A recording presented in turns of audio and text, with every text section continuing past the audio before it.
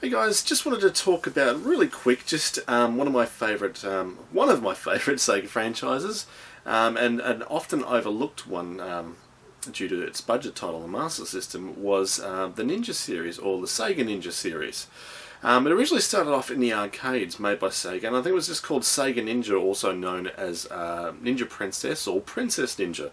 It was basically an arcade shooter where, not in the way of spaceships, but in the way of ninjas. You could sort of move your ninja around the screen in 8 ways. You could shoot in 8 directions, and also I think it was a two button setup. So well, it could have been 3 actually.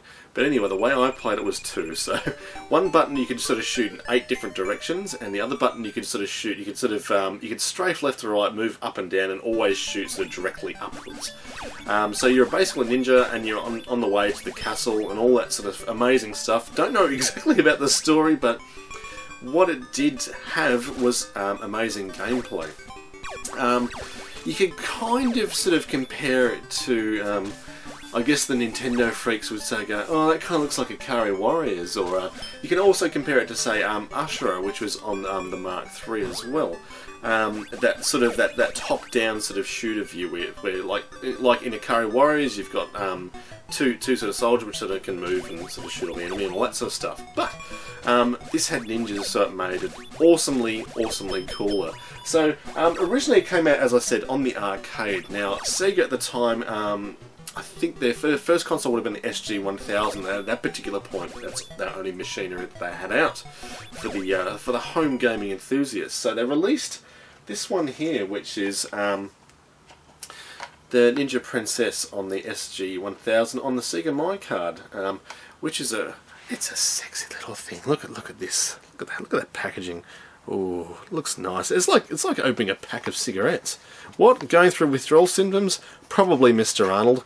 But anyway, so you can open that little bit there, and there she is inside. Now, I actually had this on my last episode on the Mark III.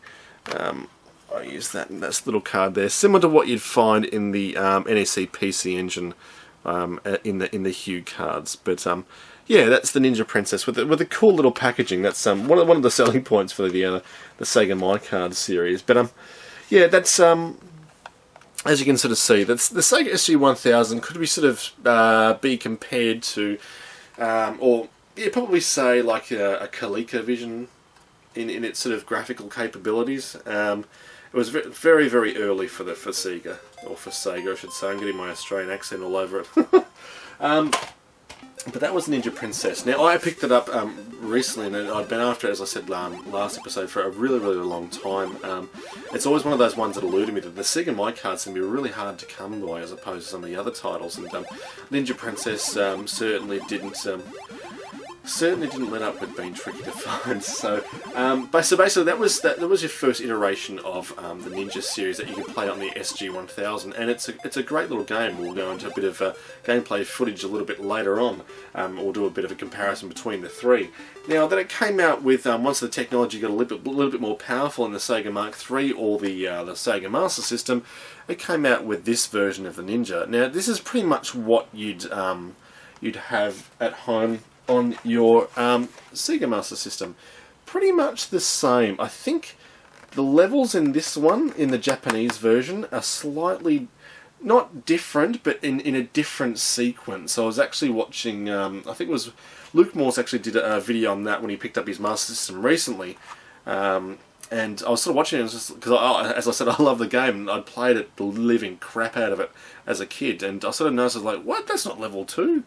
Looks like level 3, and like they'd sort of changed it up a bit, and they did shorter levels and things like that. But yeah, it is hellishly hard to play too, this game. Now, the whole point of it is once you get all the way to the castle, you're supposed to have collected 3 green scrolls. If you get to the castle and you haven't got those particular green scrolls, you go all the way back to the start and do it again until you find those green scrolls. Something. Some of them appear in pretty sort of easy to find areas. Other ones you have to sort of like go next to a shrine and shoot it X amount of times for it to actually make it appear. So yeah, I did know about a bit of the story, didn't I? But yeah, so that's basically pretty much the same sort of thing. As you can see, look at the difference in cover art. Like seriously, folks. Like you've got your really boring sort of. Oh, I'm a Sega Master System with my stock sort of with my stock sort of grid display and just a crappy picture. Or you've got this, which looks like, you know, a cool sort of, you know, anime sort of picture or something like that. So yeah, and it comes in that cool cardboard box. But yeah, so the Ninja, great little series, highly recommended. If you can check it out on MAME, I don't know if I can capture any MAME footage on my computer. My computer just had a recent meltdown, so I'm trying to get things working again on it. Definitely try and check out Sega Ninja. I'm pretty sure most of you guys will be up there with MAME. Yeah, definitely, it's a lot more prettier than the SG1000 counterpart, but the SG1000 is limited with its capabilities, but still very, very awesome. So definitely check out the Ninja series, guys, if you like that sort of frenetic, sort of top-down sort of shoot-'em up like Mercs, Ikari Warriors, Ashura, or as you guys would know it as in the States, I think it would be Rambo First Blood Part 2, and all the PAL regions got it as Secret Commando. I think I had it as the theme music running for my last episode, and love that game if you didn't pick it already. So let's check out a bit of gameplay, and yeah, enjoy, and definitely go check out the Ninja series.